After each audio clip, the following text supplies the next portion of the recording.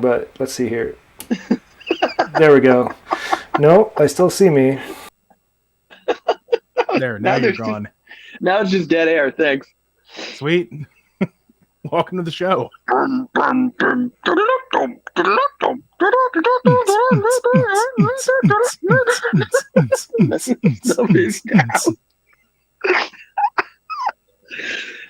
hear nothing. Bleep, bloop.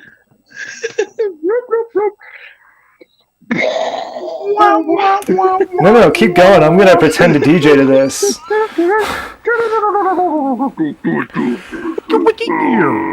Oh. By the way, we are. Yep, we're live. People are forced to see this. Good news. I don't think there's anybody out there. What's even crazier? I'm not even going to play it. We'll save the intro for the outro. I think I know what. Man, that no pass filter you bought is working a treat. Yeah.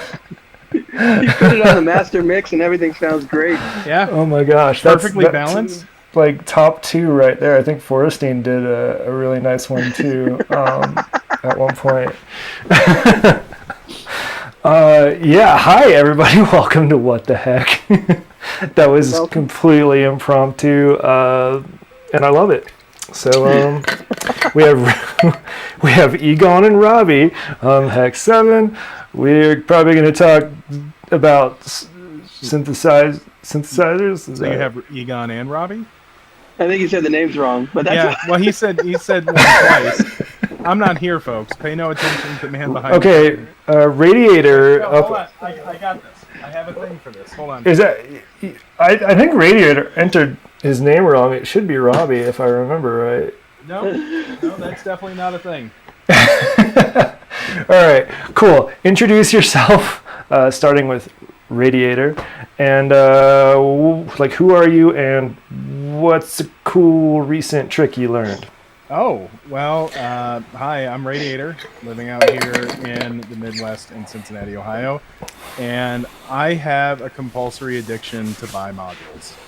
And so I had a weird thing happen in the last week since I was here last week.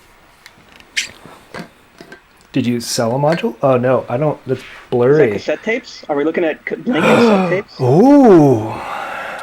Yeah, so, too. Look at that. So these are Maxell XL2 made in Japan. So these were made in like 89 to 91 or something.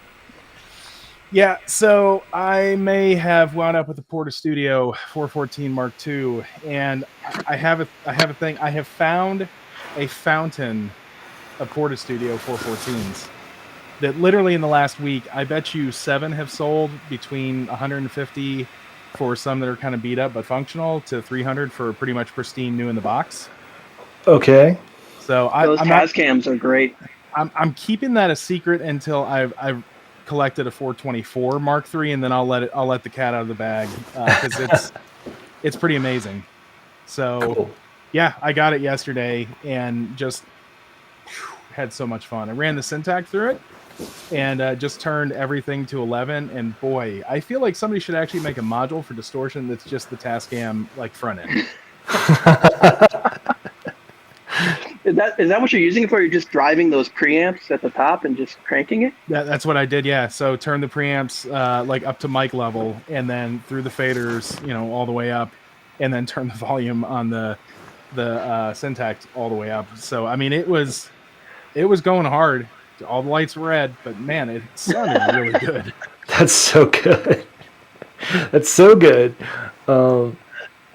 Yeah, that's. I also acquired something tape related, but I'm going to save that until I've bothered with bringing it upstairs. Is it Teddy Ruxpin? I met with a cool Colorado Modular Society person. And Ether Diver or Driver? It's Diver, Ether Diver. And he hooked me up with a TRS-80 personal computer, which is great. Not pictured here. It will be here soon. And a cassette. I don't know what you call it, a tape player. It's like a nicer word than that. A cassette deck. a cassette deck, but like a big one that I plan to cut apart and do naughty things with. So I'm excited about that. That's awesome. So it's not Teddy Ruxpin. No. We can dream. We can dream. No. Let's see. Did I learn anything cool? No. I learned how to save stuff on the Metron. Ooh. That's a cool trick. Oh, that counts. I've saved my first track on the Metron ever today. Yeah. But it's so fast. Can't you recreate stuff really quickly anyways, even if you didn't save it? It's pretty fast. I think the harder things to recreate are like more melodic stuff. Like if you're using the Volterra to like. Volterra. I mean, I didn't like do it note by note on the intro that you didn't hear. But it's sometimes I don't know. It's fast enough that I haven't bothered learning to save until today. It's really fun to play with. Yeah. What about you, Egon? So I recently got a new module called Deckard's Voice. Oh my god! And it's kind of the thing about modular is, right, you get a bunch of discrete little things that each do one thing. But at what level of granularity do you want it? So most of my modules tend to be like one thing. Like I have a module that's an oscillator, and then I have a module that's a bit crusher, and then I have a module that's a filter, and then I have a module that's a VCA. But in Deckard's Voice, it's an all-in-one thing. So you've got a couple different waveforms and a noise, and you've got a filter, and you've got a VCA, and you've got an LFO that you can route to the filter or the VCA or the LFO. I mean, it's a mono synth, right? Like it's a full-on mono voice. synth. That's exactly what it is. So, and I don't really have a lot of. I hadn't really like dug into that kind of extreme monosynth sort of territory. So what I did, at first I realized it was kind of dumb, but then I kind of realized it was really cool. It has a VCA built in, but I went ahead and put it through a VCA anyways because that's what they do. And so what I ended up with is one VCA controlled the overall decay of a note. So a note hits, ba, right, rings out like a normal note. But then the other VCA you put in like something like an LFO or something. So now you have that nice decaying note, but you have the other VCA going kind of rapidly turning on and off. So you end up with bop, bop, bop, bop, bop, bop, bop, bop. Yeah. Like, so you can make the $6 Million Man sound. They're like, Yeah. It's exactly. I mean, you could do it with delays and stuff too, but with the VCA is even more fun because you have a little more control over it, especially if you're, I don't know, if you're using two ADSRs by chance, the second ADSR can be a looping one, which. That's basically what I had. I just had an LFO. I had my Oct, but it was awesome, and it was two LFOs or two VCAs, and it was really fun. I know that guy. Hey. It was good, guys. How's it going? Good. How are you? It's going good. Sorry, I'm late. How's the arm? It's Yeah. good. It's moving. I got about like 80% of movement back. Baby steps. Hey, that counts. Way to go. Perfect. Yeah, thank you. How's it going, Radiator? good. Nice to meet you. Yeah, it's good to make your acquaintance. What's up, Pack? How's it going? What's up? I finally got your package today. Good. It was lost. Oh, no. It was lost, but like in the post office somewhere lost. So it was they were like, just give me your phone number. We'll call you when we find it. It was really small. I'm good with it. Yeah, I try to keep the packages small. It's good you finally got it. No, it was so funny because she was like, this is like the 10th time this week. We've got to get Linda some new glasses. It's funny.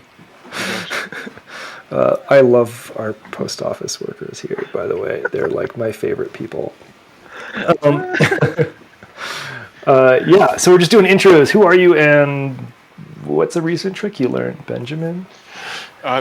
Me, recent trick, probably maybe LFOs to panning with slight EQ simultaneously to create movement and sort of like, proximity. So just doing like stereo effects.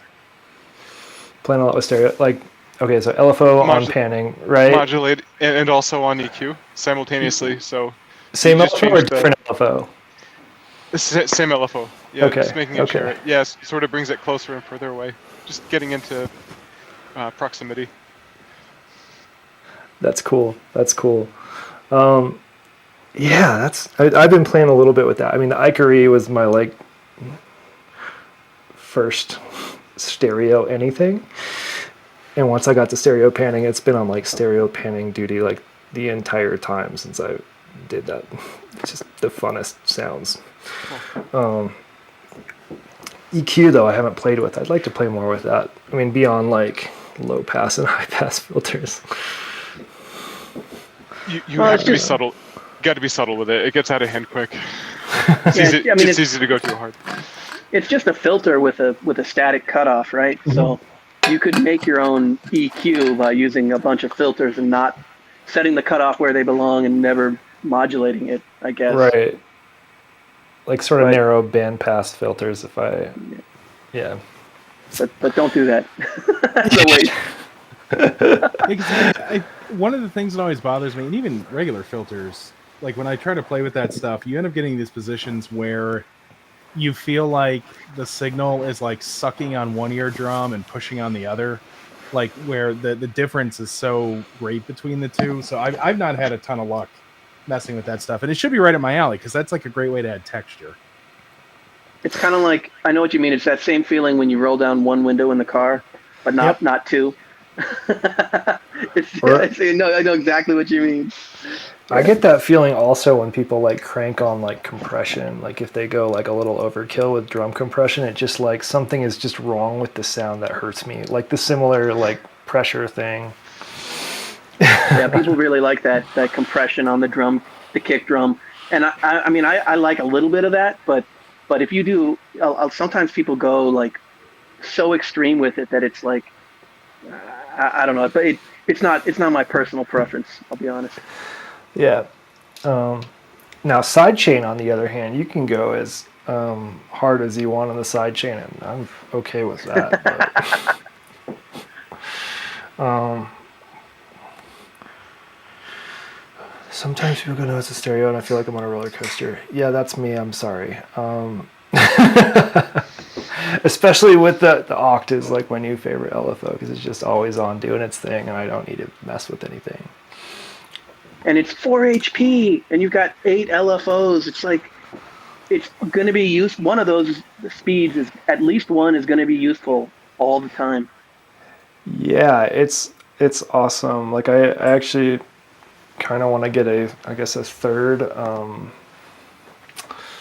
What's the name? I can never remember any of the noise engineering names. Sync Defero. It's a quad attenuator. I want to get one of those just to stick next to the Oct. Is that the one that has a inverted output?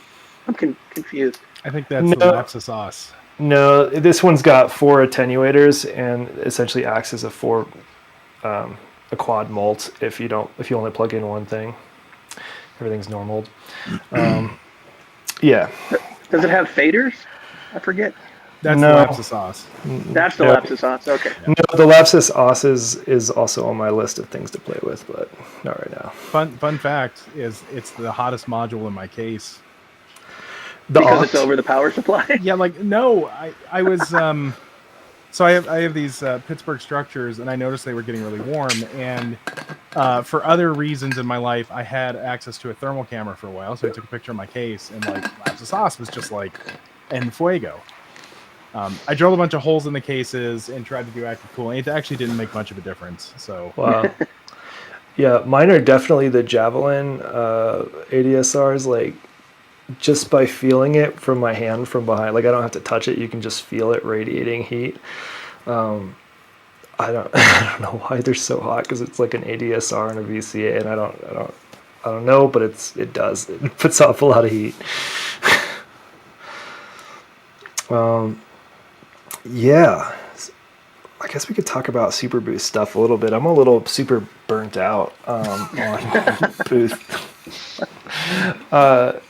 but occasionally I've been watching some videos, and like the most exciting thing that I've seen all week to me was actually just a little mono synth, which I didn't think I would say, because they're like kind of boring at a certain point when you've got like Eurorack and Cosmo and whatever. But the OSTILH, that I think I shared it in chat because I got really excited about it in a few discords. That thing is gnarly. Like the filter alone, it's quad voice, can be paraphonic, has a really gnarly filter. Anyway, look that one up. That one's cool. Sweet. Yeah. But everything else, I don't know. Is anyone going to get an East Beast? I don't think so. Honestly, probably. I mean, I assumed you would,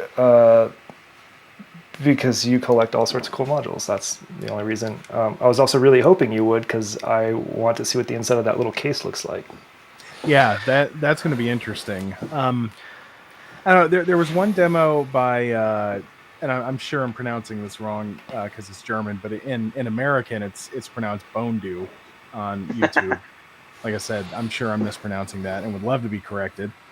But I don't know, he had a very like surprisingly acidy demonstration as far as it had the squelch, and I really like the fact that they put snappy envelopes in it. Yeah. And it's a full voice for less than a lot of oscillators. Yeah.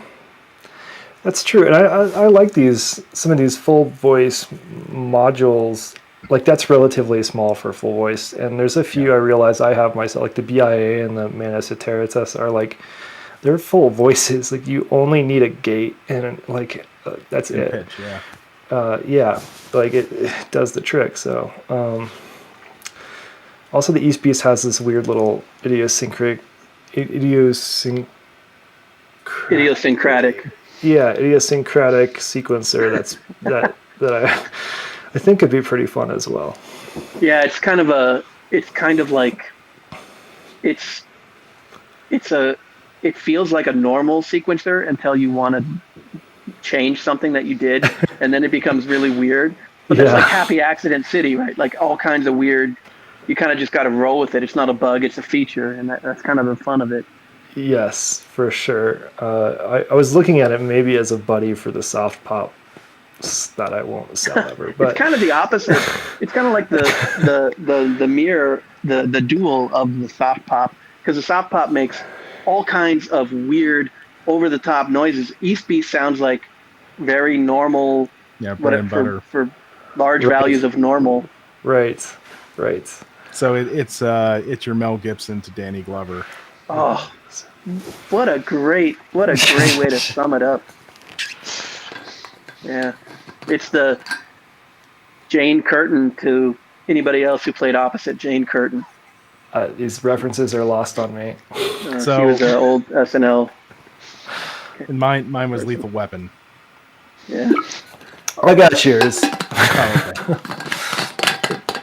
All right. Is anybody you wrote studio hacks last week, Radiator, and I don't think we talked about a single studio hack last week. So what were you thinking? Because you've been doing a lot of studio work. What, like, are you going to talk about some hacks that you've done that you like? Well, like things I've learned that especially when working in small spaces, like density is important. But you can also go to the point where density makes it non-functional. And, first of all, I'm going to acknowledge that I'm very lucky that I have a room that's available to me that's oddly shaped. For instance, you'll notice this wall behind me it's actually like at a 45-degree angle in the corner. This was the nursery for our kids for a long time. Then everybody was like, that room's too small to do anything with it. And I was like, I'll take it. And it's like 10.5 by 11 on the long wall and 10.5. This wall's 8 foot. So as I've gone through things, this room has been everything from an electronics like workbench set up with like a bunch of test equipment and lots of room to do projects, and then since started taking over, and now my entire workbench is on like an IKEA desk that's only like 27 inches wide. So I guess starting around the IKEA bend is and I can't. This is the problem. By the way, I'm the king of killing IKEA products. So in other words, when I find a product that I love, they discontinue it. Going all the way back to when I was buying Besta media shelves for like DVDs. If people remember when we used to buy DVDs before streaming, I went to go buy one more. They canceled them. You can't really see it in the camera, but in the office here, originally, in order to create space, I wanted more vertical shelving, right? Because when you have a room, sure, you can have a desktop, but vertical is a space that you have an opportunity to make use of. No matter where you are, there's always more room above you. Well, I mean, maybe not in California. I realize now that I've talked to a few people about that, but at least not without some proper mounting. Well, you're talking about earthquakes or something? Yeah. Yeah. Okay, that's fair. That's fair. But IKEA used to make this shelving called Algot, ALGOT, and they were just these vertical strips that you mount to a wall, and then they had a million different shelving options for. Yep. So, because you should never mount anything holding anything precious straight to drywall, I actually lagged a bunch of 1x4s on the wall, which kind of major construction-ish, but it created a good foundation to mount these vertical mounting posts. And for the longest time, I had all of these options to move shelves up and down. They could hold a lot of weight. In fact, if I zoom out, I don't know. That's the wrong way. If you guys look, this is an example of one of those shelves. This white strip here that the lights are under. And so up there, we've got the other, like the shared system and some of the semi-modulars, and then a random case of IntelliGel. But I can move that up. I can move it down. I can get shelves that are narrower. I can get them that are longer. And IKEA doesn't make the Algot anymore. They have a replacement for this now, but I can't remember what it's called. But that was like kind of my first unlock as far as being able to have good configuration to move stuff around. As time went on, in my particular case, and I don't have anything within camera view for this, I really got into rack mount stuff. And I don't just mean like rack mount synths or whatnot, but I realized racks are another good way to drive density. And granted, maybe not as much for modular, but if you have a bunch of desktop synths and you want them easily accessible, you can get all of these computer racks, depending on where you live. Sometimes you can get them for free. But what I ended up doing is I found this company called Raising Electronics. American company based out of California, but all their stuff's made in China. They make affordable racking systems. So the base of this desk, and I don't know if you see this. So under... Oh, wow. These, look at the smooth action on those drawers. Oh, my God. So you have these drawers. And so what's cool about this platform desk is these are just 15U racks. The depth is adjustable from like 16 inches out to 31 inches. I adjusted it appropriately. I cut this custom piece of Baltic birch plywood. I don't have a way to cut anything this big. Like this was an 8-foot sheet. So they did the primary cuts, and then I very nervously used a jigsaw to cut out the space for the control case. But using these racks and finding these shelves, these shelves were also made by Raising Electronics. So like these racks were like, I think on eBay, like $119 a piece, brand new. You can also find them used for cheaper. The shelves are a little pricey. They're $40 a piece. But anything else you find out there in terms of rack shelves are ungodly expensive. The only thing I hate about them is they're 1U thick. Technically, you can turn them upside down, but the edges are sharp. And the understanding why is these are made to go into a rack in a data center that you're going to be putting a tool bag on or a laptop or, so they're meant to be sturdy. Plus you may have it mounted super deep, but as far as like another way to get good space, like, so you have the electron boxes here and they're at a good height to actually use while you're performing or playing around or whatever. So the rack thing for me, again, it doesn't just have to be the tall 42U racks, which I have several of those that I've, to the left of me here, I've got like a Prophet 12 and a Hydra Synth and a Performer and a Peak all rack mounted, right? So like, that's great. But this is another good way to build a custom space and get more utility out of the the space that you've got. Another problem that you run into is, so a lot like, let's take these are all the three make noise little guys. They don't have power switches. And I'm not one of those people that believe that pulling an electric cord is a power switch. I don't believe that you should leave things running 24/7. So the way I got around this is I spent a lot of time looking for, like, how do you find power strips that you can control? And as it turns out, we live in an age where there's this thing called the Internet of Things. No. So Okay. yeah, like I can't do it anymore because the home automation server that I built is offline at the moment. But I used to be able to say, like, hey, voice assistant, turn on Zero Coast, and it would do it. The power strips I found are made by TP-Link, and they come in 6 and 3 port things. They're invaluable when you put stuff in a rack and you can't get to the power supply, the power switches. Future. That's pretty funny. That's pretty funny, using voice activation to turn on an analog synth. There's mine something is hilarious about that. the exact opposite. Like I've got like a long power strip inside of that base there that I literally like reach around behind it because it's bolted on there, and like try to finagle over, flap my hand around until I can find the power switch, and that's the first part of the power up. And there's another one sort of sticking out there because there's too many things in it that I power on there. And then I've got another one that I'm really proud about. It's just sitting here under this. That's really nice because then I can just like put something here and plug it in and then like turn it on. I don't know. Power strips are hard anyway. They really Radiator, are.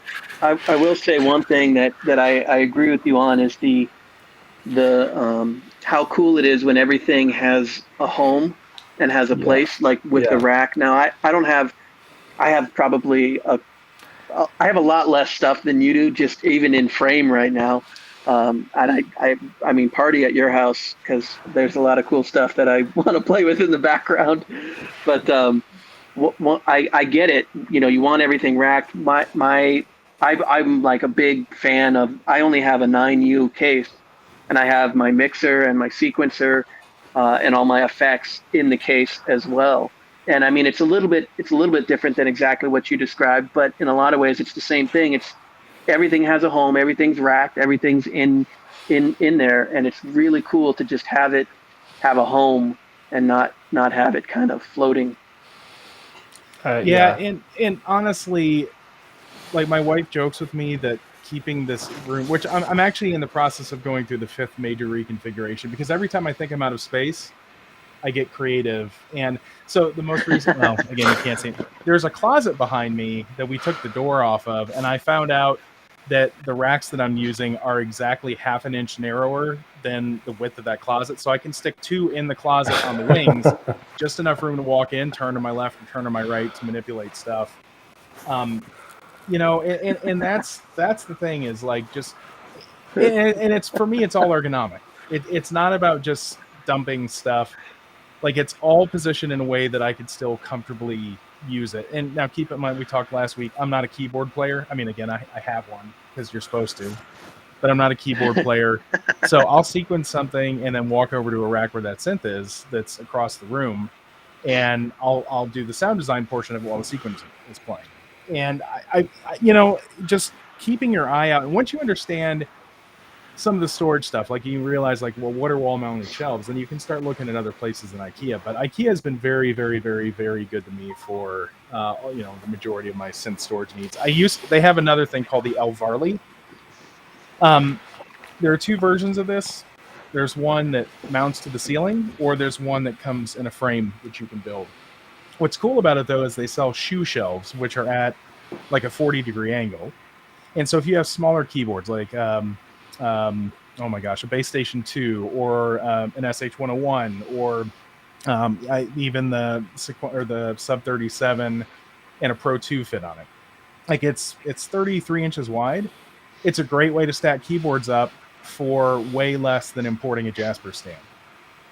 Maybe not the most ergonomic to actually play all of them, but it's very functional as far as, storing and making it easy to keep cabling out of the way. Mine's like the jankiest.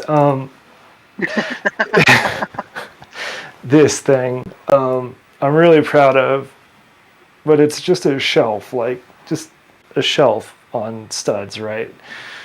A piece of very thin plywood that I did a light frame around so it doesn't flex too much.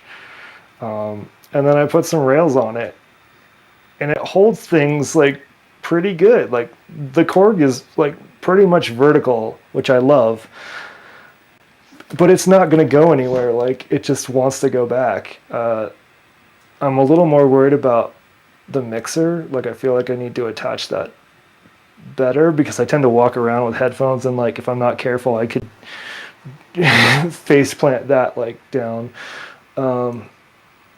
But that's how I ended up doing some storage and hiding an extension cord. So Heck, let me ask you a personal question.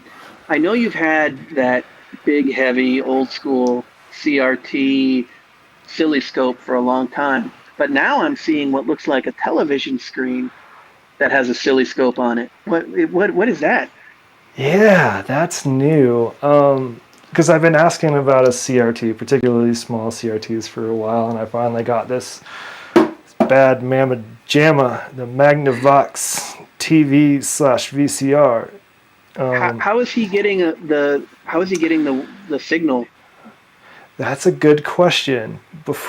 So yeah, this oscilloscope I is have no idea. He'll let us know when he figures it out. No, this is just the video synth from Critter and Guitari, so I can like change the.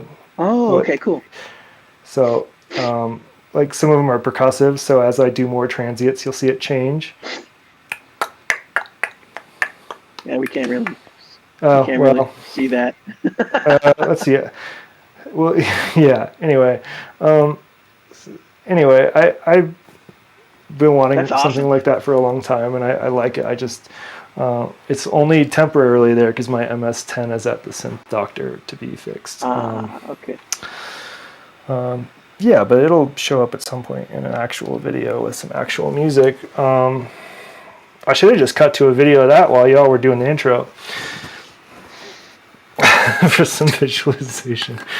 Anyway, yeah, so that's what that is. It's nothing special. It's just a TV, and the VCR does work. I don't think the speakers work, but whatever. And it comes with a car adapter, so if I want to put it in a car and that has a cigarette thingy, it will, I guess, work.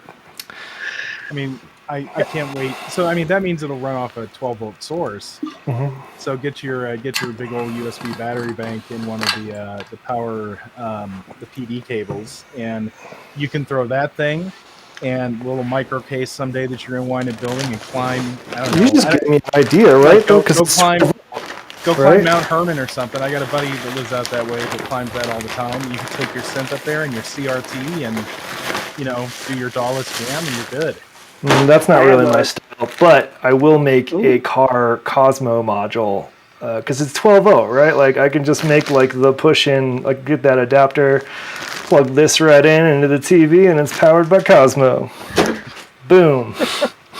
I have a 3U 104 HP case that doesn't have a power supply, so I got the Polyend Anywhere USB power supply that just takes the USB-B Type B plug, and I plugged in just a regular battery pack I have for charging my cell phone.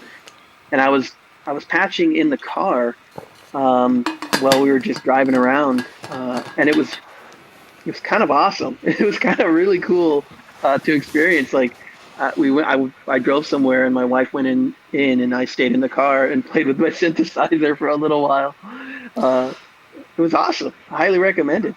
That's super rad. I might try that at some point with like the OPZ or something because the hikes I go on are non-trivial, but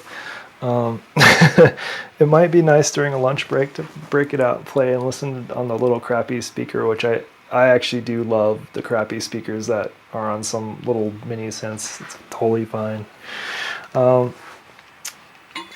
Like I don't want to call this one crappy because it's beautiful, but the Winter Bloom Speak to Me module is incredible, and I don't know if it's a piezo or like an actual like nice little speaker. So if it is a speaker, it's probably way better than my crappy piezo speakers that I use on some things. Yeah, it has a lot of character. Yeah, but I mean, like, like, okay, if you're doing sound design, you're going to plug in headphones and do all the things, but you're just jamming. Like, the circuit speaker was great for that. It's fun. Yep. No problems with that. See, Benjamin, you're making me nervous because you're quiet. What's Oh, on I your was mind, man? just listening, trying to chill out. Yeah. It's late for me. Oh On the East yeah, Coast, that's so. true. That's true. I'm sorry. I think after this week, soonish, I'll be going back to the weekend because I'll have time again. Whatever works. Yeah. So I think the last piece of advice I would offer is everybody looks at this stuff differently as far as what their needs are. And I think the most important part is actually being honest with yourself about your goals. So in my particular case, like I started off like a lot of people, right? Like everything had a place, and if you wanted to play with it, you were dragging it out onto a desk or a kitchen table. And when you were done, you put it away. And for me, recognizing a couple of things that, I'm not joking when I say that this room is my midlife crisis. I think last week we said it'd be cheaper if I had a drug habit than being in a modular. Mm-hmm. But I have a couple of friends that they have a decent collection of, say, desktop synths, and they've built their thing where their shelving it's like a library. It's like things have a hole. What they did is when they built up their space that they can play in, they invested so that all of the power and all of the cabling, the MIDI and your audio cables are already all plumbed.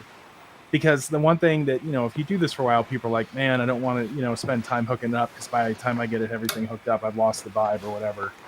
And so they were smart about that, realizing, hey, I'm going to have a library of things off to the side that are stored and out of the way, but I want it to be quick when I get on a desk, versus the other end of the extreme, which in here is, I have a network of Motu audio interfaces. Every rack and setup has a Mio XL network MIDI interface. Everything in here is turn it on and go, because that's ultimately what I wanted. And, I built for that. But that's what I'm saying, like being honest with yourself and thinking about what are some of those quality of life things you can do. Like if you are just going to have a small space you're going to play in occasionally, like what can you do to make sure that the cabling is already all set up and ready to go to just minimize that downtime for when you decide to go. Or you go crazy like this. And of course, we've all seen studios that are way, way, way better appointed, if you will, with the furniture and whatnot. But and then, like I said, I ended up finding out that how much stuff can I cram in a space ended up becoming a hobby unto itself. I've been. I have something to add on to that. It's kind of related. I only have the 9U case. That's like my primary thing.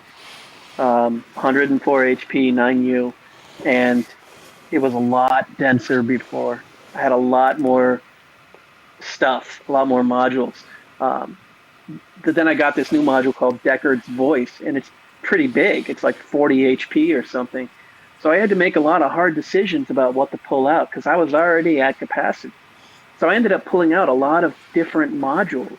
And the end result is that I have a case, and I've only been having this case as it is now for like maybe a week or two. But I noticed that I enjoy it more because I'm focused more on making cool sounds and less on making more sounds. And that's kind of like been like an epiphany. It's so obvious. Like obviously you want to make cool sounds, not a bunch of crappy sounds. but like it's easy to get caught up in like, oh, I want this thing to make this, and then this other thing to make this sound, and then this one. It's like, no, just find a module that you really like the sound of and kind of build around that. And to that end, I'd like to kind of segue into the other epiphany that I've recently had. And I think I may have shared it with Heck before, but there's obviously you can make any sound with anything if you have sufficient modularity, right? You can do anything. You can make any sound conceivable. But certain modules lend themselves to more of a kind of a vintage computery sound, and some modules kind of lend themselves to more of a vintage synthesizer sound. Right, one sounds like a computer processing in 1980, and one sounds like a SID chip, and the other one sounds like a vintage synth from the mid 70s. And there's no right or wrong answer here. It's a matter of personal taste, what direction you want to go, and how far you want to go in that direction. but I've recently come to the realization that I don't want to go in the computer direction. I don't want a Yamaha Sound Blaster chip. I don't want a SID chip. I don't want a Game Boy sound chip on my modular. I do want Deckard's voice, which is like an old, I can't remember who they copied, but it has that old CS80. There it is. Thank you. That's that's definitely a different direction than a Commodore 64. Like they're not going to sound the same unless you do a lot of work. So I guess the question is, what do you guys think? What direction are you going in? Have you ever thought of it in those terms?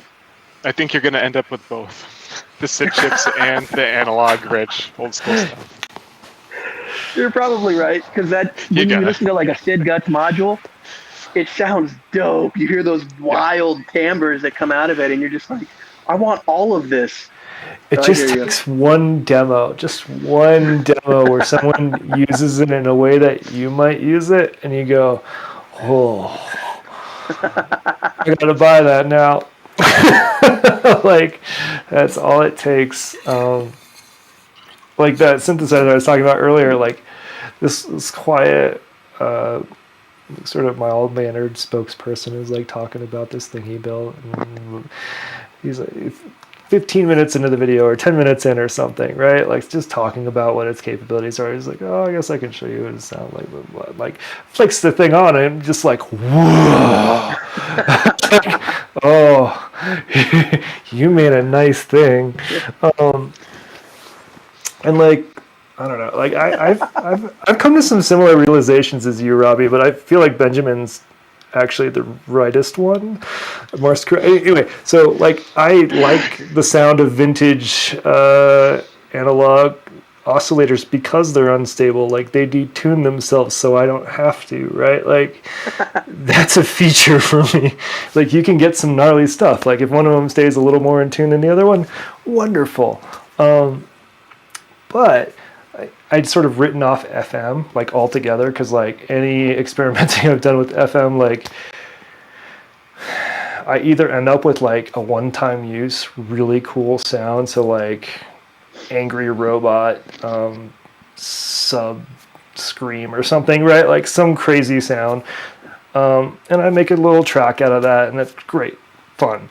But I can never get back to that thing again. And that's sort of why I'd written it off a little bit.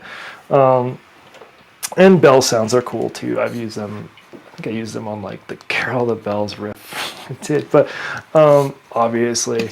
But Benjamin, the thingy you just sent me has changed my mind a little bit. It can be pretty fun to have some FM, especially digital FM. It is really nice, especially through zero digital. It's pretty unique.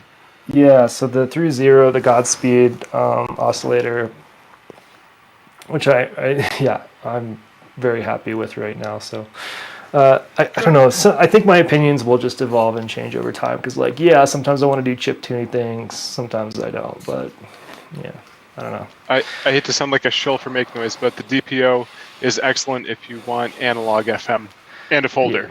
Yeah. All on board. With a what do they have? Sync. It has like a sync mode, so you can sync them as well with a push button. Does it have a hard sync and a soft sync? I have no idea, Robbie. I think it's just a sync. I have no idea if it's hard or soft. Probably just hard sync. Maybe medium sync. What's the difference between a hard and a soft sync? And is there other types of syncs beyond those two?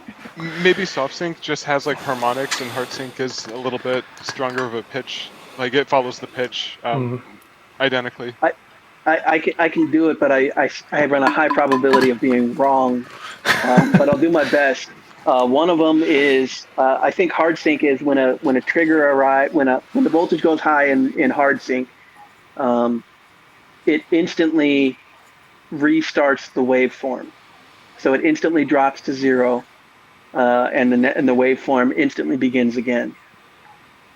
And soft sync is something else. You're 100% right. That's right. Soft sync is something else.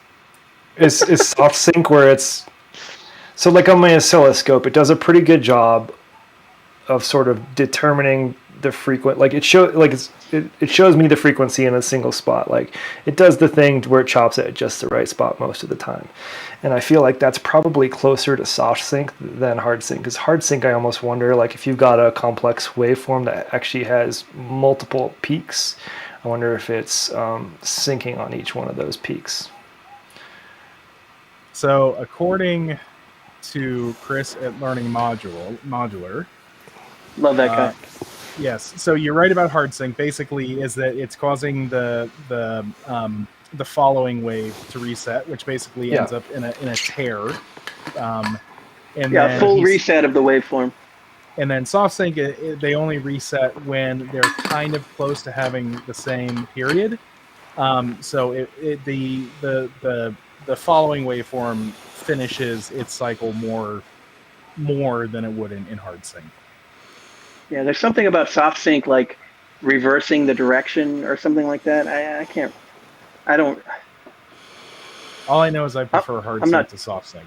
I'm not good at modular. Come on. I don't like hard sync at all, because I hardly ever use it. It can create some really interesting timbres, man. Because then you have one oscillator that it's almost like pulse width modulation is how we perceive it, but you can do it with any waveform, and you use one oscillator to control the pulse width. It's really cool. Yeah. So that I guess my synth goals have never been like I want to be a famous musician. I just wanted to like make sounds that make me go, oh, get that stupid grin on my face, like, like I don't know, and that's it. And I just have fun doing it. Streaming and everything else is a byproduct. Same thing, man. There's no margin in Eurorack, that's for sure. And like I don't have complex needs. Like every time I hit like this, ooh, let's drop you down an octave. Well, every time I hit like a good bass note on that synthesizer, it's the reason all my songs sound the same, right? Like, cause I just get happy instantly. I feel it, like I get my stupid face on. And I was doing that earlier. Like I had actually that like, I have a fold out little stand that I brought sort of over here next to this chair and like laid it down and sat down, and like it was in pieces. The reason was I'm still like waiting on some modules that are Signal Sounds is the worst. Don't ever buy anything from Signal Sounds. I'm just kidding. I think UPS lost that package. I was going to say, I no. actually get modules from them faster than I do most US sellers. Yeah, I think if everything had gone swimmingly, like I ordered on like a Friday, and then I got the shipping notification that it was going to be here on Monday, which I think if they hadn't lost it at some point, or customs hasn't like made their own little Eurorack, it would have been there on Monday. So I Signal Sounds absolutely crushed it. But I had everything loose because it's really the thing that I've struggled the most with Eurorack, other than the small size, is like sort of lining up the modules. Like if you put that first one in just a little bit crooked, then like further down the line, it just like drives me crazy. That sounds like a man that's using threaded strips. No. Then I don't understand how you have a problem if you're using just loose nuts. I'm using loose nuts. I think the problem is that everything I build is out of warped plywood. That's probably your issue. But like when I get that first one in at 90, everything else is good. But I had the whole top row redone, so I was sort of waiting for those last few modules to tighten everything up because it's a pain. Don't have that problem with Cosmo because everything's too big to worry about. Like I have to get 6 modules straight, right? Like it's not that bad. You drill it straight into the wood, right? Yeah. That works. That's funny. Yes. Yeah. It's just a screw into wood. Wooden rails, my friend, are the future. future. What you can do There is a trick you can do, Heck. You can put the smaller modules out to the edges and then keep the wider ones in the middle. That should minimize the differences. Yeah, I found doing the bigger ones first are sort of the key even, because after I get those sort of lined up, like it's easier to see if those are off just by like eyeballing it than anything else. But the first time I noted that, it was it's like halfway through one of those rails, and I was like, "Dang it! Unscrew." I got I got knurl finger or whatever you call it when your fingers start hurting from too many knurlies. Gnarly thumb. Knurl thumb. Yeah, but I mean, I've got the been enjoying knurls. the crap out of it. Am I the only one that hates knurlies? Yes. I don't have or use knurlies. I just use a screwdriver. Actually, one module I have came with like 4 knurlies for some reason, and I have used them because I needed to use the screws, but they have a cross cut into them, so I just use a screwdriver on them. I don't use my hand. Yeah, same. So I'm just not into it. So another hack that for me, so these Pittsburgh cases use American 440 hardware, so it's not M2 or M3, so no normal Eurax screws work. And I caught drift, like I needed more screws, and like some people will replace the sliding nuts with M2.5 or whatever. I didn't want to do that. And somebody on ModWiggler had posted that what they did is they found these really nice screws off of McMaster Carr that were hex head caps. And the game-changing thing about that is when you have a quality hex screwdriver that's not in focus. There we go. This is a Weeha. I mean, it's kind of expensive for what it is. It's like $6. But what's nice is that I can put a screw on it and it generally doesn't fall off. Like the tool is meant to get some free. Oh, you have Wera? Man. Anyway, so okay, there's a man that appreciates a quality tool. But yeah, like it's nice to put a screw on there, quality tool, and then not have to like do the whole thing. Like you can get in there. And so for me, that was life changing. The reason I don't like the knurlies is it's just one more thing to get in the way. Especially like when I started out, I had a single rack root, and of course, what did I do? I bought every micro mutable module to try to make my money go further. And it's like I'm only ever going to have these whatever 88 times 2 HP. That's all I'm ever going to have. And then you realize after a while that can be hard. But the knurlies made it worse because they're not much smaller than the little trimmer pots. I think they're actually significantly larger in diameter than the new Teenage Engineering mixer potentiometer encoders. No joke. But that thing is so small. I haven't had a problem with the knurlies yet because like I can flip things around pretty quick, and I do use a screwdriver a little bit on the edges. At some point when things stabilize, because I think, I don't know if you experienced this, but when you first get like a Eurorack case and like you start filling it out, you're moving it a lot more, and eventually things start stabilizing as you get sort of your go-to stuff. And when I do that, I'll probably go to the hex head just to the sole purpose of being able to insert that screw in. And get it not on the first try versus like right now my big dumb fingers and there's like a plywood edge. I got to sort of get under there because it's warped. Anyway, Sure. Sucks. I'll try to play devil's advocate. I'll make a case for the knurlies.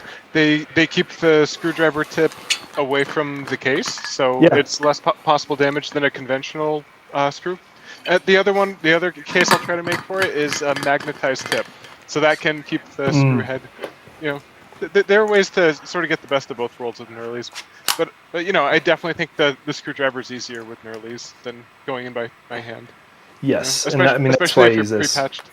Yeah, that's the way to do it. Yeah. And I want to be clear, I'm not knurlies. I'm not trying to dissuade anybody, right? There's enough choices for everyone.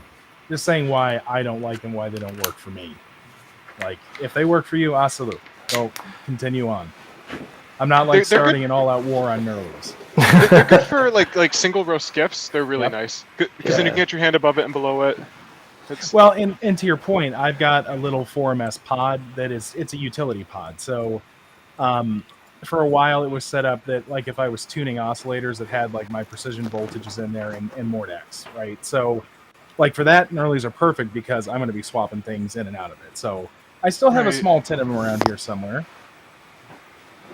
Same.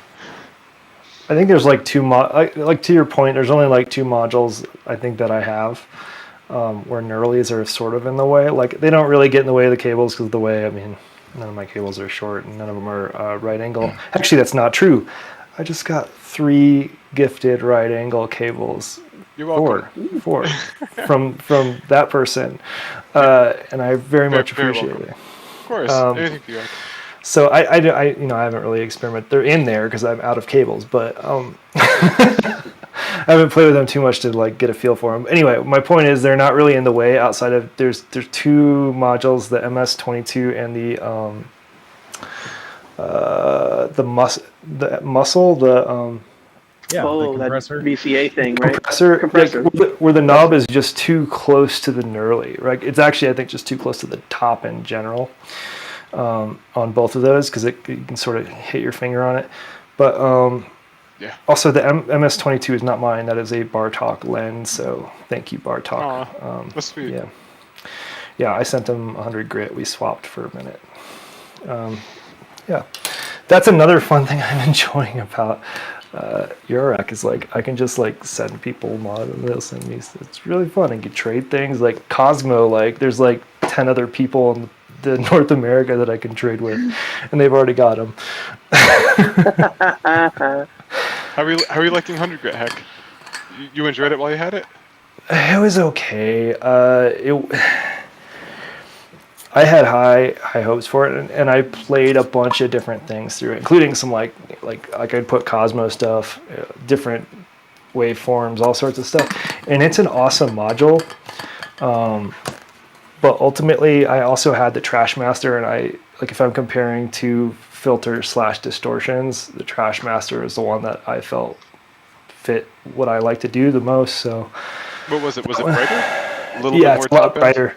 Yeah, because it's a high pass filter.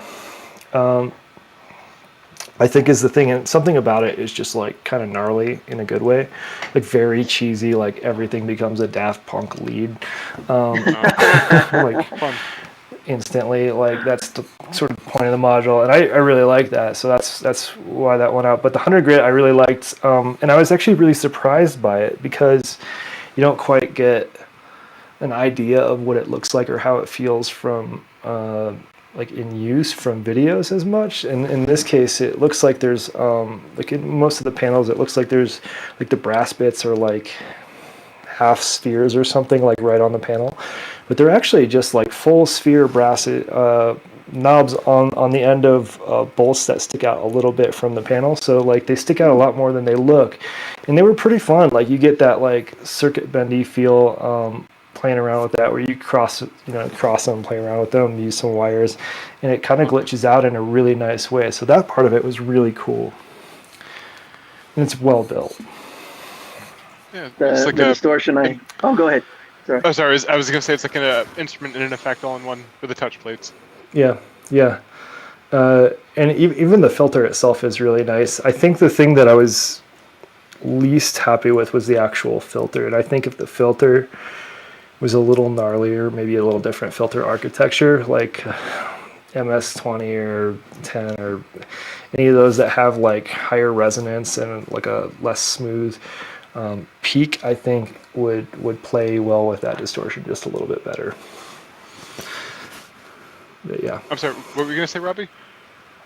I wanted to bring up. I was going to talk about another distortion that I have is called Pura Ruina, which is a wave foldy kind of distortion, and it has 5 CV inputs, and that's why I like it, is because it has so much. It's designed around CV. It's not just a distortion pedal where you turn the knobs but it's in module form. It's not like that. It's designed for you to use a bunch of CV with it. So I wanted to ask, not being familiar with that distortion module you were just talking about, how many options for CV does it have? 100 grit specifically? Yeah, or Trashmaster. I don't really know them that well. we'll talk about Trashmaster in a second. But 100 grit had CV for both the filter cutoff, I think maybe resonance, and then it also had CV for for various bits of the distortion, including Cool. like gain. Like it does have a lot of CV inputs on that That's one as awesome. well. I love that. It's That's a the whole solid point. module. Yeah. It just Yeah. it was like kind of redundant, I think, in the case that I'm making. So that was really the only reason it's going. It's an awesome module. Trashmaster has probably a little bit less CV. It's got I mean, the interesting thing about the Trashmaster to me is you've got a couple of routing options, but it's got frequency, CV, key, resonance. Like there's not a lot to it. Gain and tone. Like so, you've got some CV over the filter, CV over the distortion. Pretty much the basics. But what I like is if I can patch in through the filter first and then get the audio out of the distortion, or the other way around, or even just go right. just filter and just distortion. Right. So that's a pretty cool little normalization trick they pulled there. I can't remember if the 100 grit does that as well, but it might.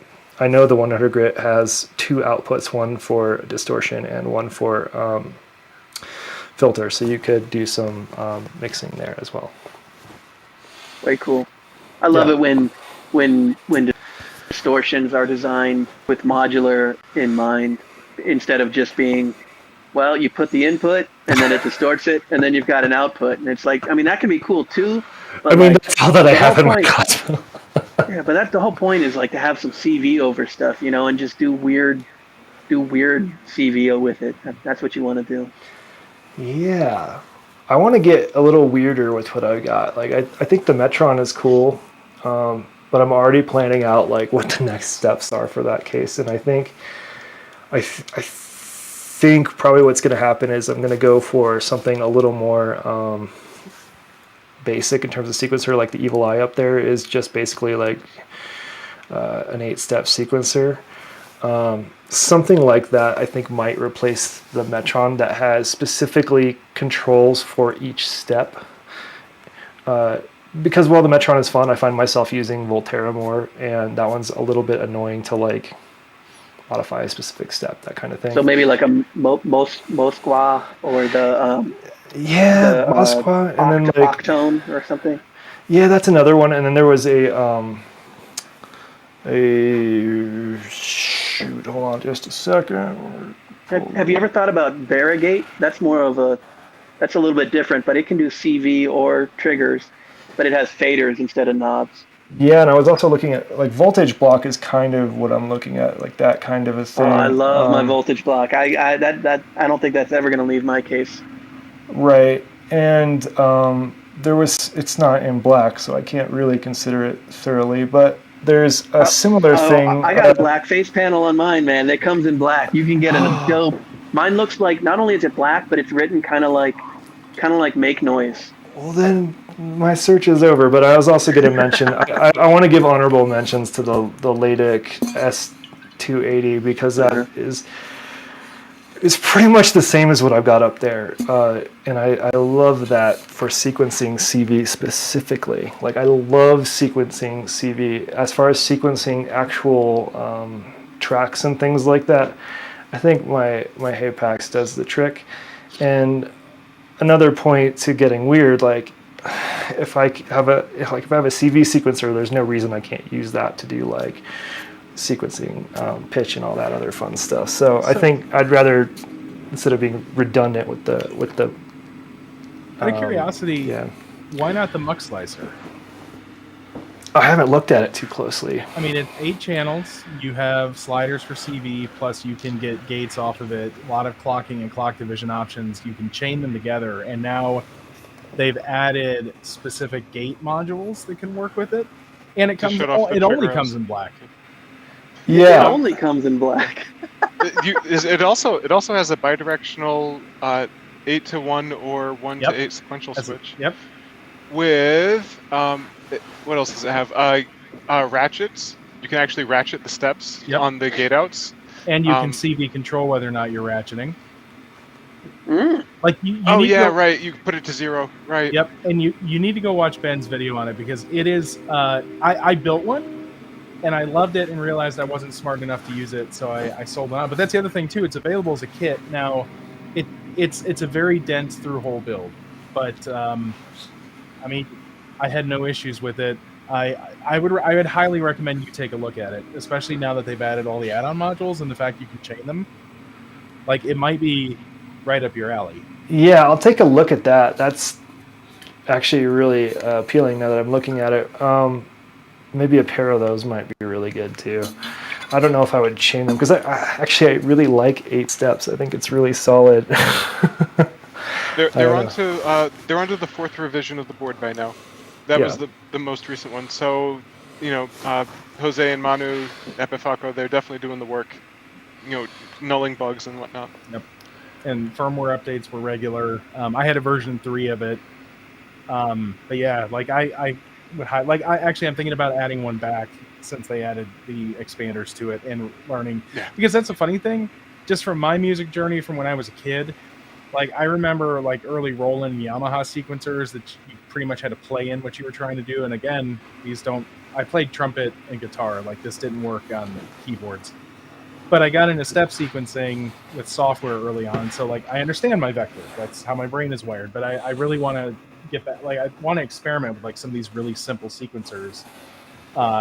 And for our conversation last week about just letting yourself go, not stressing out about too much of it, finding that groove. Like vector, you can find a groove, but it's also very easy to start obsessing over every little detail. Yeah, vector is pretty cool. Yeah, the Metron just felt redundant to me because the workflow is so similar to what I'm doing with the Hapax. Like I don't understand. Like there's not really, it's not pushing me in new directions. It's super awesome, but like. The one thing that I had one of those for a while too, and ultimately I passed it on as well. And I mean, for sequencing percussion, it was pretty cool. Wish it had a few more generative options, but whatever. The one thing I did like about it, I didn't like the interface because I wish they made an 8 HP Volterra. So I have sausage fingers, so that was a little fiddly. But I really appreciated the fact that, you could have these sequences up to 128 steps, and you could precisely set the voltage on each one. So if you really wanted sequence modulation, it's a really good option as long as the finger thing is not a problem for you. Yeah, and it is really good for that. And I found it usable. Like it's still not like I can't do like a nice big filter sweep kind of a movement with it, but I can still. Which is frustrating because that's how you have to really reset to 0. Is basically do a fast. Well, it's a little one. It's not as big as. Okay, maybe they need changed it. Yeah. I don't know if they finessed it or what, but I haven't had problems like remembering the actions because they were all. Once you learn it, it's okay. But I did really actually quite enjoy unintentional sequencing with it. So like when the sequence is playing, doing just like and like it. Now I have a cool lead, right? Like it's and like okay, maybe I want a little bit different gate pattern on it. Cool. Like that was kind of fun. So to pick on that a little bit. Were you primarily using it for pitch? Because when I was talking about sequencing, I'm talking about sequencing modulation. So if you want to get precise, I primarily use Volterra for sequencing CV. Okay. I mean, sequencing anything other than pitch. Like I did use it for pitch, and I find it fun. And this one is sequenced with pitch on this, but I was more interested in Volterra in general, just for sequencing, like filter kind of a thing. Nice. So those are great options. I'm excited to look more into the Mux Slicer. Like Moskwa is pretty cool. I think that's probably more than what I'm looking for in terms of capabilities. So, but also you can get a black panel for it. Yeah, but Voltage Block and Mux Slicer are probably the top 2 contenders now that I know that Voltage Block is black. I'll send you a picture. Yeah. I'll send you a picture of my black Voltage Block. You'll fall in love right away. I don't even care if it's cool. I mean, as long as it's like, no one can see anything in the on the panels but me, so it's fine. I'm gonna suggest the absolute sluttiest combo and go for a noise engineering vice versa with your analog step 8. That way you get the bidirectional switch on the vice versa, and then you have the analog audio rate clockable step sequencer on the step 8. Which Mux Slicer is it's digital, so I'm willing to bet that your analog one, which you lose bidirectionality, it will probably be better for audio rate clocking of the sequencer. Most likely, I'm pretty sure. Yeah. Well, I already have Jura Analog's Step 8 on my high on my list because you recommended it Me too. many weeks ago. So. And vice versa. Vice versa is going to be sick. Must get one. Wait, the Switch? Yeah. Yeah, it came out last year. Yep, I got one. I haven't used it to it. So the whole Switch thing for me, like I had been keeping it to basically 2-channel switches. Like I really like the Instro. Is it the Tane? I think it's the Tane. That was beautiful. And I like the fact that it has, you can an adjustable voltage that when you switch, it can, send 5 plus or minus whatever out. But yeah, I haven't. I don't think I've unlocked the full potential of vice versa because I just don't understand sequential switching as much. Other than I'm using it as a binary, like flip between 2 places, and the fact that it's bidirectional also blows my mind. So there's like some of those like core basic like synthesis like techniques that it's like this is the thing that sucks. Again, living in Cincinnati, like the opportunity to have a festival called Synth Cincinnati, like is there Moog was here for a while. But I don't have anybody in town that's into this stuff at all. Cincinnati. And it's like, Preach. So natural. Preach. There's nobody at this altitude with synths that I can hang out with. There is just I saw recently. I don't know if it's the DP0 or something. There's a recent DivKid video on I think it's a sequential switch or a switch that can do it at audio rate, and it does it in a way that it's got the zero crossing, like it waits till the zero crossing, so you're not getting like the extra clicks or square sort of feel. That when it's even like panning at audio rate or something like that, like super cool sounding. So that one is interesting to me. Or audio you could rate, really sequential Frankenstein waveforms together by like putting like a square wave and a ramp wave, and then going back and forth in interesting ways to kind of combine the waveforms too. Right, but the point of this one is it's doing it at the zero crossing. So right.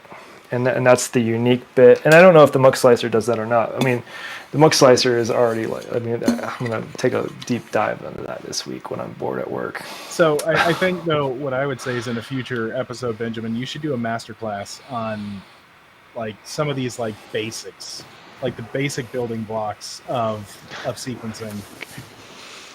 Yeah, I'd love to. Right now I have the sequential switch matrix next to Mux Slicer with WMD OSD, that's the or sum difference, and Quant Gemmy, the noise engineering octave switch. So I've been trying I love that. Yeah, it's cool to have all of the adders and octavers next to matrices and sequencers. You can sort of get a hodgepodge going with CV for pitch. It's really, really East Coast, but sort of meets West Coast because it's abstract way of generating pitch. Oh my gosh, I didn't even think about that. So the Quant Gemmy, which I've got one of, like it's for those who haven't looked at it, it's got four inputs and 4 outputs, and it's a buffered mult essentially. But if you put a single voltage source in there, I didn't even think about this until you just brought it up. You could totally I could totally see you like cycling through at least 3 octaves with just one. Like you could do a lot of like video gamey sounds with this sequential switch going through. Yeah, that's gonna be cool. I'm gonna play with that. I don't know. I'm a big fan. That's a good closing question. I know we're over time. What are you gonna experiment with next, or what are you gonna do in your next patch? Like, what are you gonna explore? Ooh, good and question. I guess everybody can take a turn.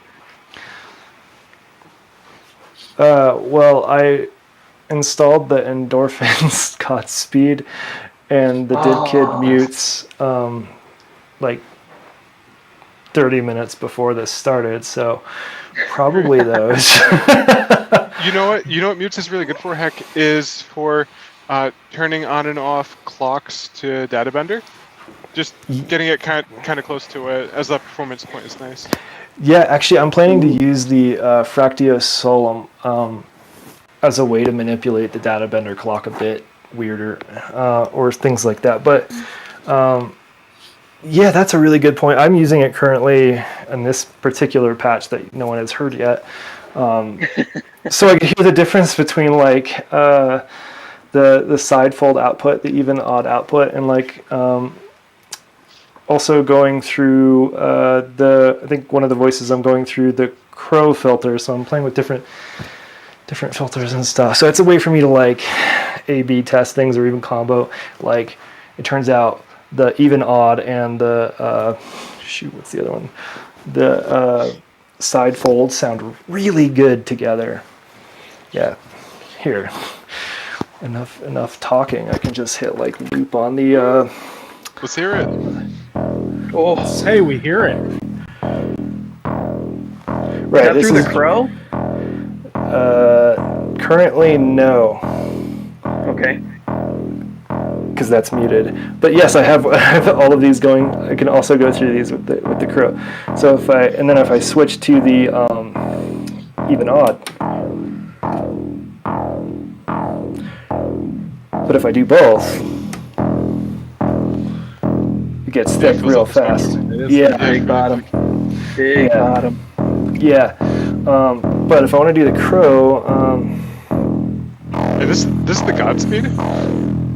Oh, I think Heck just sounds like Heck on anything they do. yeah. That's so hacked right now. I love it. yeah, this is just the Godspeed. Oh wow, it's beautiful. Great Really sound. aggressive. Is that with the analog second core or the digital second, the zero core? It's through zero core. That's just so heck right there. That's just heck 7 in a box. Oh, listen to it. Oh, I love that. Yeah, I love it when it gets unstable and kind of clips itself out. I love that. I have an overwhelming urge to play Doom right now. Yeah. Oh, it's pretty.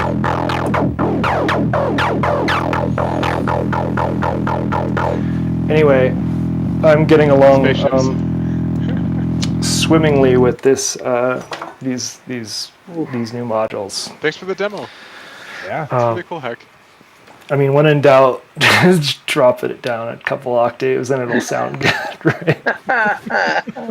Drop it down a couple octaves and crank up the Put the resonance. leads and I was like, nope, octave switches, boom, happy. Yeah, so I'm that's what I'm playing with next. But actually, I'm going to make a note to try. Like, there's a sequential switch thing we just talked about that I really want to try, which would be kind of funny. I probably should stream it because my sequential switch is like there, and Quant Gemmy is like there. So the maximum reach across. Yeah. Well, you know what else you can do with Quant Gemmy, Heck, is for transposing LFOs. If you want to take an LFO up or down an octave, it actually works really good for that. You're talking about a voltage offset? Mm-hmm. Yeah, it's nice. Yeah, I mean, it's for just going adding or subtracting 1 volt. It totally does the magic that you want. It's kind of a nice performance point if you run the output of the octave switch into like an attenuverter. It's kind of nice to have that little control for the octave and then also your attenuverter to shape it. It's like a weird sort of stepped scaling to the pitch. Right, and that other noise engineering module you were talking about earlier, the attenuverter that's got the 4 sliders, that's why I was looking at that attenuverter, because I think it would be a really nice, effectively a control surface for other things. So yeah, that one. That's the one. That's the one. Let me know when you want to set rack it. that one, Benj. I don't think so. I like it a lot. Maybe. I have 2 of the ADAC macros as well. So 2 ADAC, 1 lobster sauce. That's my control points of preference. They're good. What about you, Robbie? What's your next thing to try, real fast? My next thing to try is arpeggios on Deckard's voice. I used it in kind of a pad kind of way, but I want to do like an arpeggio. Cool. But that was last month's thing, not this month. So I know I'm behind. I already did my nature. Nature stream.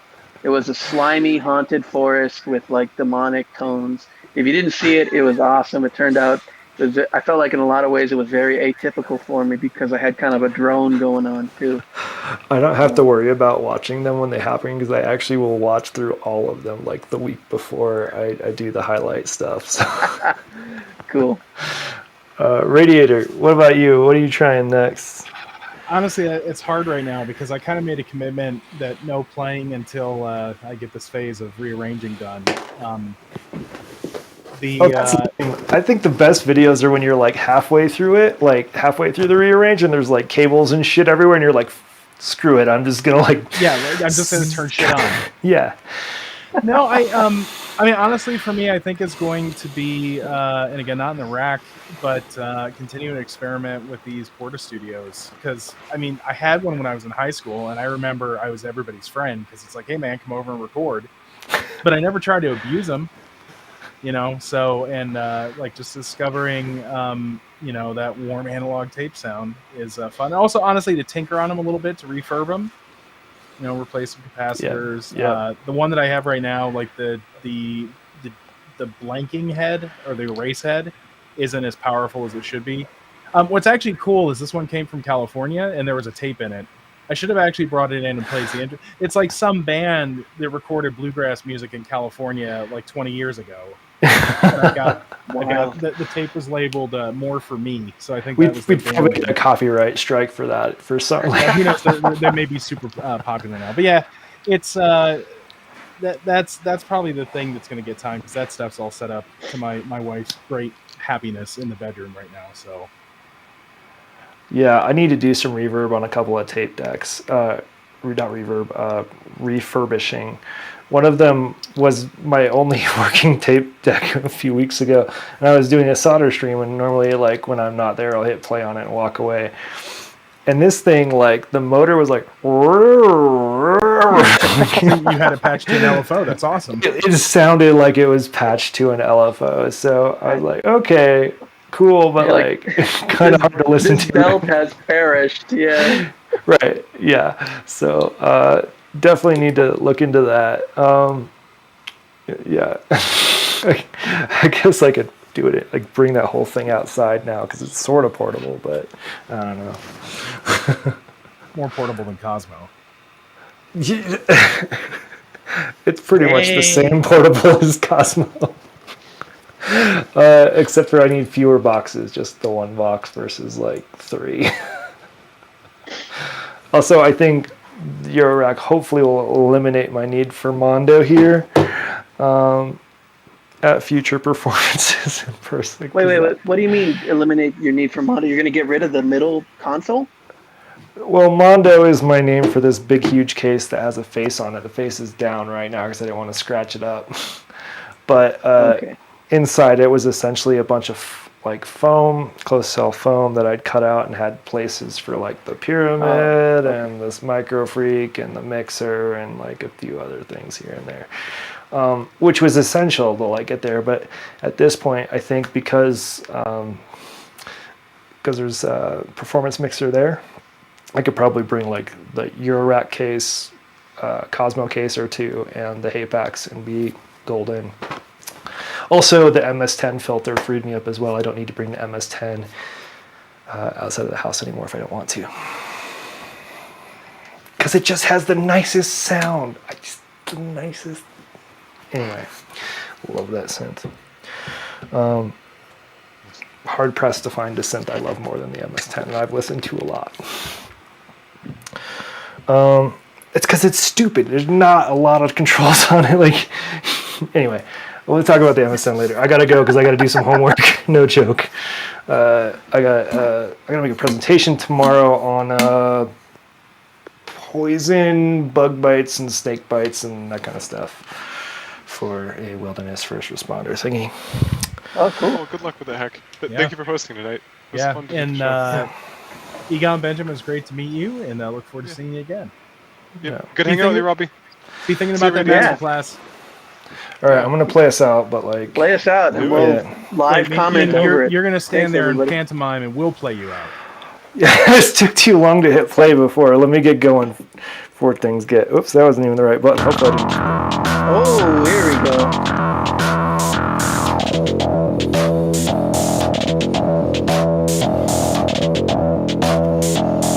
I like those drums.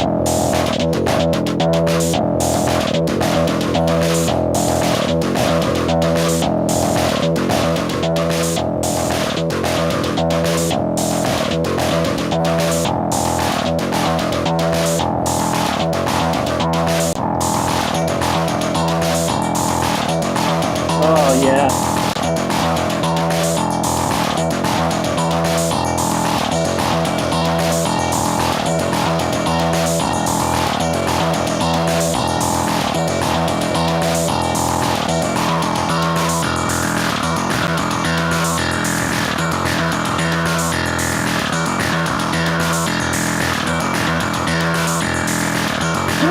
Look at that bass.